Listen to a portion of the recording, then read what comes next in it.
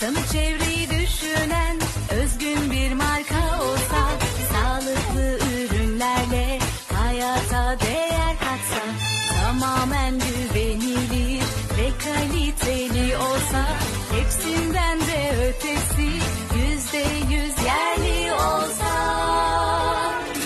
Hayal değil bu gerçek, işte Bio Belinda. İnsana hizmet için kuruldu öz yurdumda.